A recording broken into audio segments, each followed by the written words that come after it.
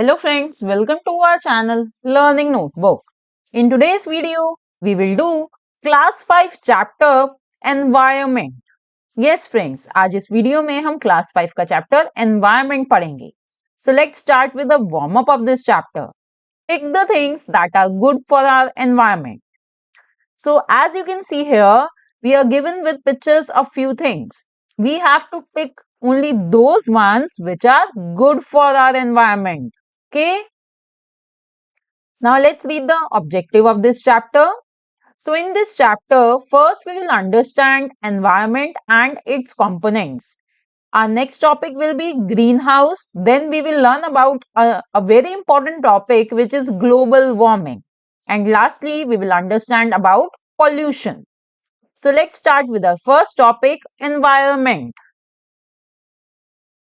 The environment is everything around us. It includes all the living and non-living things such as plants, animals, humans, air, soil, water, etc. They constantly interact with each other and adapt themselves to their surroundings. So friends, हमारे आसपास जो भी है वो सब environment है. Environment में living things भी आती हैं, non-living things भी आती हैं. लिविंग थिंग्स जैसे कि हम ह्यूमन बींग्स हैं, हमारे आसपास जो प्लांट्स हैं, ट्रीज हैं, जो एनिमल्स हैं, बर्ड्स हैं, इंसेक्ट्स हैं, ये सभी लिविंग थिंग्स हैं. So they are part of environment. Apart from that friends, जो नॉन लिविंग थिंग्स हैं जैसे कि एयर, सॉइल, वाटर, रॉक्स, ये सभी क्या है? ये नॉन लिविंग थिंग्स हैं. ये भी एनवायरनमेंट का पार्ट है. So all living and non living things वो कॉन्स्टेंटली इंटरैक्ट करती हैं एक दूसरे से और उन्होंने अपने आप को अडेप्ट कर लिया है अपने सराउंडिंग्स के accordingly, right? So we can say that the environment has two main types of components, abiotic components and biotic components. So friends, environment में मेनली दो टाइप के कंपोनेंट्स हम कह सकते हैं. पहला तो है एबायोटिक कंपोनेंट्स. कौन से होते हैं abiotic components? Abiotic means non-living. So these components are all the non-living parts of the environment like sunlight, water, air, rocks and soil. These are very important because they help living things to survive. So friends, abiotic का मतलब होता है non-living. तो abiotic components यानी कि जितने भी non-living parts है हमारे environment में, जैसे कि sunlight है, पानी है, हवा है, rocks है, मिट्टी है, ये सभी non-living things हैं. और ये क्या कहलाएंगी? ये कहलाती हैं एबायोटिक कंपोनेंट्स ऑफ एनवायरनमेंट. और ये सभी फ्रेंड्स बहुत इंपॉर्टेंट हैं क्योंकि ये लिविंग थिंग्स को हेल्प करती हैं एनवायरनमेंट में सरवाइव करने के लिए. For example, plants need sunlight, water, air and soil to grow. जैसे कि हमें पता है फ्रेंड्स कि किसी भी प्लांट को ग्रो होने के लिए धूप भी चाहिए, पानी भी चाहिए, हवा भी चाहिए और डेफिनेटली मिट्टी भी चाहिए. सो a living thing, that is plants, they are dependent on these abiotic components, that is non-living things, to survive in the environment. इसी तरह से फ्रेंड्स, हम ह्यूमन बींग्स हैं या एनिमल्स हैं, हमें भी इन सभी नॉन लिविंग थिंग्स की जरूरत है सर्वाइव करने के लिए, है ना? सो this was about abiotic components. So now, what are biotic components? Biotic means living. Biotic components include all the living things in the environment. This includes plants, animals, insects, bacteria and humans. अब हम जब biotic components की बात करते हैं तो biotic components यानी कि जितनी भी लिविंग थिंग्स हैं हमारे एनवायरनमेंट में, जैसे कि प्लांट्स हो गए, एनिमल्स हो गए, बर्ड्स हो गए, इंसेक्ट्स हो गए, बैक्टीरिया है, हम ह्यूमन बींग्स हैं, हम सभी बायोटिक कंपोनेंट हैं एनवायरनमेंट के. Okay. Now friends, another important thing to understand is that biotic and abiotic components interact with each other to create a balance in the ecosystem. Friends, दोनों ही components biotic और abiotic एक दूसरे से interact करते हैं जिससे कि हमारे जो ecosystem में balance बना रहता है. For example, plants, that is biotic component, need sunlight, water and air. All of them are abiotic for photosynthesis. जैसे कि हमें पता है फ्रेंड्स कि प्लांट्स जो एक बायोटिक कंपोनेंट है उनको ये सभी एबायोटिक कंपोनेंट्स चाहिए अपने फूड को बनाने के लिए, फोटोसिंथेसिस का प्रोसेस कैरी आउट करने के लिए. So they are dependent and they interact with these components. Similarly, animals which are biotic, they depend on plants and animals for food, that is interaction of biotic factors, and also on water, sunlight and air, which are abiotic factors for their survival. इसी तरह से friends, जो animals हैं वो in plants पर dependent हैं अपने खाने के लिए, और बाकी एनिमल्स पर भी डिपेंडेंट हैं, राइट. जो कार्निवोरस हैं वो हर्बीवोरस पर डिपेंडेंट है अपने फूड के लिए. तो यहाँ पर क्या हो रहा है कि बायोटिक फैक्टर्स में ही इंटरैक्शन हो रहा है.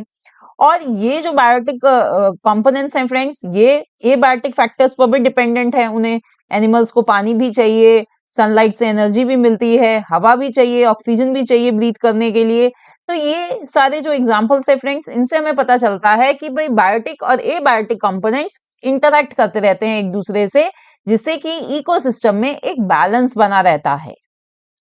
Now, these biotic components can be further divided into 3 categories. कौन-कौन सी कैटेगरीज में डिवाइड कर सकते हैं हम बायोटिक कंपोनेंट्स को? पहली कैटेगरी है प्रोड्यूसर्स. तो प्रोड्यूसर्स क्या हैं? They are mostly plants. They produce their food through the process of photosynthesis. They are also known as autotrophs.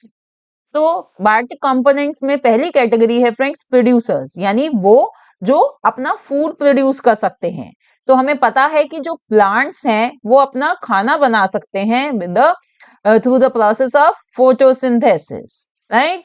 तो प्रोड्यूसर्स को फ्रेंड्स हम ऑटोट्रॉफ्स भी कहते हैं. This is an example, plants. Now next category is consumers. Consumers cannot make their own food. This includes animals and humans. They are also known as heterotrophs. तो consumers का मतलब friends कि वो हैं जो अपना खाना खुद नहीं बना सकते. They are dependent on others for their nutrition, for their food.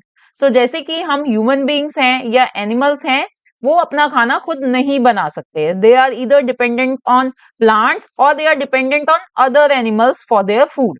तो ऐसे कंज्यूमर्स को कहा जाता है heterotrophs. And consumers can further be divided into 3 types: herbivores, carnivores and omnivores. ये फ्रेंड्स हमें पता ही है, ये हमने प्रीवियस क्लासेस में भी इन तीनों के बारे में अच्छे से डिटेल में पढ़ा हुआ है. तो ये मैं चीज आपको यहाँ नहीं समझाऊंगी. I am sure you already know about it. Now अब नेक्स्ट कैटेगरी जो बायोटिक कंपोनेंट्स की होती है वो है decomposers. Decomposers help to keep the environment clean. They break down dead plants and animals into simpler substances for their nutrition. Now, decomposers are also those living things which cannot make their own food. They are dependent on others for their nutrition. तो decomposers क्या करते हैं friends? जो dead plants और animals होते हैं उन पर फीड करते हैं, यानी उनसे अपना न्यूट्रिशन लेते हैं, उनको ब्रेक डाउन करते हैं सिंपलर सब्सटेंसेस में for their nutrition. So in this way decomposers जो होते हैं वो एनवायरनमेंट को क्लीन रखने में मदद करते हैं, right. Examples of decomposers: fungi, bacteria. For example देखिए यहाँ पर हमें ये मशरूम दिखाए गए हैं. So mushroom are fungi only. Okay, so these are the 3 categories of biotic components. तो ये फ्रेंड्स हमने एनवायरनमेंट और उसके कंपोनेंट्स के बारे में अच्छे से समझ लिया है. Now let's move to our next topic which is green house. So what is a green house? A greenhouse is a house made of glass. It is used for growing plants, especially when it is cold outside. The glass walls and roof of a greenhouse let sunlight in and traps the heat inside. तो friends देखिए, green house वो house होता है जो सिर्फ glass से, शीशे से बना हुआ है, और ये यूज करा जाता है प्लांट्स ग्रो करने के लिए. स्पेशली कब यूज करते हैं इसको? जब बाहर बहुत ठंड हो. तो ये कैसा होता है? Let me show you. ये देखिए फ्रेंड्स, ये ऐसा दिखता है. ये देखिए सारा शीशे से बना हुआ है और अंदर प्लांट्स ग्रो करे जा रहे हैं. तो इसमें क्या होता है फ्रेंड्स कि शीशे की वजह से जो सनलाइट इसके ऊपर आ रही होती है वो ट्रैप हो जाती है अंदर, और वो बाहर नहीं जा पाती जल्दी से, सारी सनलाइट बाहर नहीं एस्केप कर पाती. तो अंदर जो होता है, अंदर गर्म रहता है. This keeps the greenhouse warm and helps to grow plants during the winter season. तो इस वजह से जो ग्रीन हाउस होता है अंदर वार्म रहता है और विंटर के टाइम पर फ्रेंड्स, स्पेशली विंटर के टाइम पर जो प्लांट्स होते हैं वो आसानी से यहाँ ग्रो हो पाते हैं. So this is a greenhouse.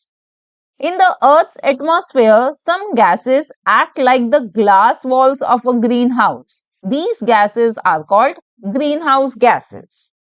अब फ्रेंड्स हमारा जो अर्थ का एटमॉस्फेयर है उसमें कुछ गैसेस ये जो ग्रीन हाउस की ये जो ग्लास वॉल्स हैं इन्हीं की तरह एक्ट करती हैं. तो उन गैसेस को हम कहते हैं ग्रीन हाउस गैसेस. तो कौन कौन सी ये गैसेस होती हैं? Examples are carbon dioxide, methane, nitrous oxide and water vapour. तो ये सभी क्या हैं? ये सभी ग्रीन हाउस गैसेस हैं. अब ये कैसे क्यों कहलाती हैं फ्रेंड्स ये green house gases? Let's understand. These gases trap some of the sun's heat that bounces off the Earth's surface, keeping the planet warm. This natural process that warms the Earth's surface is called the greenhouse effect. Now friends क्या होता है day time पर जब सूरज निकला हुआ है तो उसकी जो किरणें हैं वो धरती पर पड़ती हैं, सूरज की गर्मी धरती तक पहुंचती है जिसकी वजह से अर्थ की सरफेस वार्म रहती है, राइट. बट जैसे जैसे फ्रेंड्स शाम होने लगती है, रात होने लगती है, सूरज छिप जाता है. शाम के समय सूरज छिप जाता है तो धरती ठंडी होनी शुरू हो जाती है. तो जो उसकी जो हीट थी वो वापस रिफ्लेक्ट बैक होनी शुरू हो जाती है. ठीक है. तो ये जो गैसेस हैं फ्रेंड्स, ग्रीन हाउस गैसेस, ये सभी ये उस हीट को ट्रैप कर लेती हैं. वो सारी जो गर्माई है वो वापस स्पेस में नहीं जाने देती. जो हीट है वो वापस स्पेस में नहीं जाने देती. दे trap these gases, they trap that heat, and that is why friends our earth remains warm. It is important because it keeps the earth's temperature warmer than it would otherwise be, supporting life on earth. ये बहुत जरूरी है friends क्योंकि इसी green house effect की वजह से ही जो हमारी धरती का टेम्परेचर है वो वार्म रहता है. अगर ग्रीन हाउस इफेक्ट नहीं होगा तो फ्रेंड्स धरती बहुत ज्यादा ठंडी हो जाएगी. इतनी ठंडी हो जाएगी कि यहाँ पर सर्वाइव करना ही पॉसिबल नहीं होगा. But too much of it can cause global warming. But friends अगर बहुत ज्यादा हीट हो जाती है, बहुत ज्यादा हीट कैप्चर हो जाती है तो उससे क्या होता है? उससे ग्लोबल वार्मिंग होती है जो आजकल हो रही है. Global warming refers to a gradual increase in the overall temperature of the Earth's atmosphere due to increased levels of greenhouse gases in the atmosphere. अब ग्लोबल वार्मिंग में क्या होता है फ्रेंड्स कि जो अर्थ का टेम्परेचर है वो उसमें ग्रेजुअल इंक्रीज होना शुरू हो जाता है. देखिए एक ऑप्टिमम टेम्परेचर रहना चाहिए पर ग्लोबल वार्मिंग में क्या हो रहा है कि वो जो टेम्परेचर है अर्थ का वो धीरे धीरे इंक्रीज हो रहा है, ग्रेजुअली इंक्रीज हो रहा है. क्योंकि जो एक ग्रीन हाउस गैसेस हैं ये बहुत ज्यादा एटमॉस्फेयर में बढ़ती जा रही हैं. कार्बन डाइऑक्साइड, मीथेन, ये सभी गैसेस बहुत ज्यादा बढ़ती जा रही हैं. And global warming has negative effects on the earth such as extreme weather conditions, rising sea levels, etc. And definitely friends ये जो ग्लोबल वार्मिंग है ये बहुत हार्मफुल है हमारी अर्थ के लिए. इसके बहुत ज्यादा नेगेटिव इफेक्ट हैं. जैसे कि हमें आजकल पता चलता है कि एक्सट्रीम वेदर कंडीशंस हैं. बहुत सारी ऐसी जगहें हैं जहां पर बहुत ज्यादा गर्मी होती है या बहुत ज्यादा ठंड के टाइम पे बहुत ज्यादा ठंड होती है.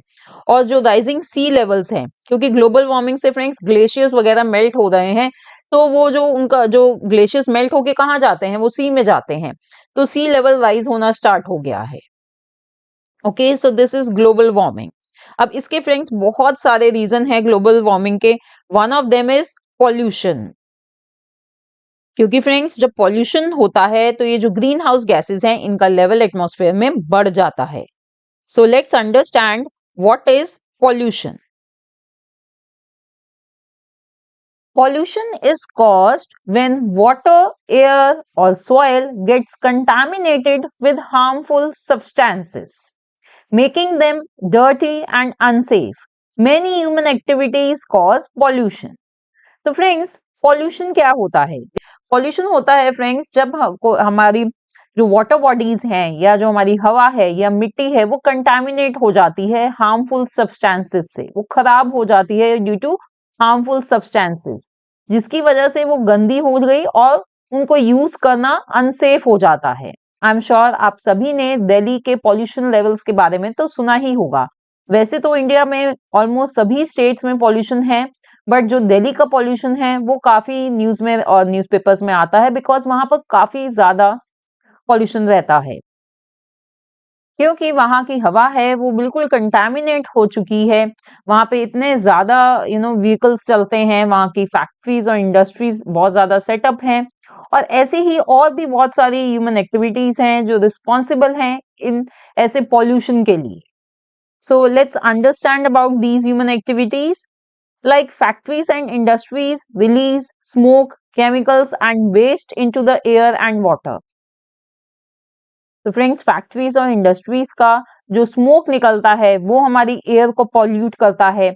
फिर उनमें से जो केमिकल्स निकलते हैं वो वाटर बॉडीज को पॉल्यूट करते हैं। बाकी जो वेस्ट है वो कभी वाटर बॉडीज में डंप कर देते हैं, या सॉइल में जाकर डंप कर देते हैं, कहीं भी लैंड पर डंप कर देते हैं, जिससे सॉइल पॉल्यूशन होता है। So this is highly irresponsible of these factories and industries to release their smoke, chemicals और waste into the air, water and soil, because it is one of the major cause of pollution. Now, another human activity is smokes released from cars and vehicles pollute the air. Friends, हम सभी बहुत ज्यादा dependent हैं अपनी cars में, अपने scooters पर। तो हम जितना ज्यादा ऐसे व्हीकल्स को यूज करेंगे उतना ज्यादा हम कंट्रीब्यूट कर रहे हैं अपने आसपास की हवा को पोल्यूट करने में। तो हमें ज्यादा से ज्यादा क्या करना चाहिए? पैदल जाना चाहिए आसपास की जगहों पर, या दूर जाना है तो पब्लिक ट्रांसपोर्ट का यूज करना चाहिए। अगर हम किसी के साथ क्लब करके जा सकते हैं, कारपूल होकर हम ऑफिस या स्कूल जा सकते हैं, तो वो चीज हमें करनी चाहिए, rather than using our own vehicles and that too if we want to travel alone. वो बिल्कुल गलत है कि हम अकेले ही बस कहीं आसपास जाना है तो गाड़ी उठा के चल दिए। ये बहुत इररिस्पॉन्सिबल बिहेवियर होता है friends, we should work on it. Another reason for pollution is deforestation can harm the environment and lead to pollution. हम बहुत ज्यादा आजकल कटिंग डाउन ऑफ ट्रीज होता है, क्यों? क्योंकि डेवलपमेंट चाहिए, सबको डेवलपमेंट चाहिए, लैंड क्लियर ऑफ कर दिए जाते हैं, चाहे वो मकान खड़े करने के लिए करे गए हों, चाहे एग्रीकल्चर पर्पस के लिए करे गए हों, या कोई और पर्पस हो, but deforestation, that is cutting down of trees on a large scale, it really harms our environment. Another activity, using chemicals in the farm such as pesticides and fertilizer. Farming के time पर friends, अगर हम वहां पर pesticides और fertilisers का, ऐसे chemicals का ज्यादा यूज करते हैं, तो उससे हम वहां की सॉइल को कंटामिनेट कर रहे हैं, तो वो भी एक टाइप का पॉल्यूशन होता है। तो ये कुछ ह्यूमन एक्टिविटीज अभी तो यहाँ पर डिस्कस करी गई हैं फ्रेंड्स। ऐसी बहुत सारी ह्यूमन एक्टिविटीज हैं जिनकी वजह से ये हाई लेवल ऑफ पॉल्यूशन हो रहा है। So this pollution is very harmful for all living and non-living organisms. So it is really necessary to take stringent steps to control pollution. तो बहुत जरूरी है फ्रेंड्स कि हम एक बहुत स्ट्रिक्ट स्टेप्स लें इस पॉल्यूशन को कंट्रोल करने के लिए। मैंने कुछ स्टेप्स तो आपको ऊपर समझा ही दिए हैं। Now some of them are: follow the 3 R's, that is reduce, recycle and reuse. हमें 3 R's का रूल फॉलो करना चाहिए। हमें चीजों का, रिसोर्सेज को का यूज रिड्यूस करना चाहिए, हमें रिसोर्सेज को रिसाइकल करने की कोशिश करनी चाहिए, और उनको रीयूज करने की भी पूरी कोशिश करनी चाहिए। Why to follow these 3 R's friends? Do you know? इससे क्या होगा फ्रेंड्स? जब हम चीजों का यूज कम करेंगे तो हम वेस्ट कम जनरेट करेंगे, ठीक है? तो ये 3 R's हैं, ये वेस्ट मैनेजमेंट में काम आते हैं कि भाई हम कम वेस्ट जनरेट करें। Next is save energy by using renewable energy resources. इसका मतलब है फ्रेंड्स कि हमें एनर्जी सेव करनी चाहिए, इलेक्ट्रिसिटी डेफिनेटली हमें सेव करनी चाहिए, और साथ ही साथ हमें ये भी कोशिश करनी चाहिए कि हम रिन्यूएबल एनर्जी रिसोर्सेज यूज करें। हम सोलर एनर्जी, विंड एनर्जी, ऐसी एनर्जी का ज्यादा यूज करें, because they are renewable source of energy. Throw waste in designated bins and avoid littering. हमें इधर उधर बाहर जाते हैं तो इधर उधर कूड़ा नहीं फेंकना चाहिए, हमें डस्टबिन में फेंकना चाहिए। अदरवाइज क्या होगा कि हम इधर उधर कूड़ा फेंकते हैं, उससे भी पॉल्यूशन होता है, सॉइल पॉल्यूशन होगा। And last point is use public transportation. ये पॉइंट तो फ्रेंड्स मैंने ऊपर आपको समझा ही दिया था कि हमें ज्यादातर या तो पैदल जाना चाहिए शॉर्टर डिस्टेंसेस के लिए या पब्लिक ट्रांसपोर्टेशन यूज करना चाहिए, जिससे कि हम अपने पॉल्यूशन जो हमारे व्हीकल से जो पॉल्यूशन हो रहा है वो कम कर पाए। Now here these are 3 R's जो हमने ऊपर इधर डिस्कस करे हैं, रिड्यूस, रीयूज और replace and recycle. Okay, so this was our chapter environment, जिसमें हमने फ्रेंड्स एनवायरनमेंट और उसके कंपोनेंट्स समझे, हमने बाकी बहुत इंपॉर्टेंट टॉपिक समझे, ग्रीन हाउस इफेक्ट समझा, ग्लोबल वार्मिंग के बारे में पढ़ा और लास्टली हमने पॉल्यूशन के बारे में पढ़ा। तो अगर फ्रेंड्स आपको ये वीडियो अच्छी लगी हो तो इसे लाइक करना ना भूलें। Thanks for watching, see you in the next video, bye bye.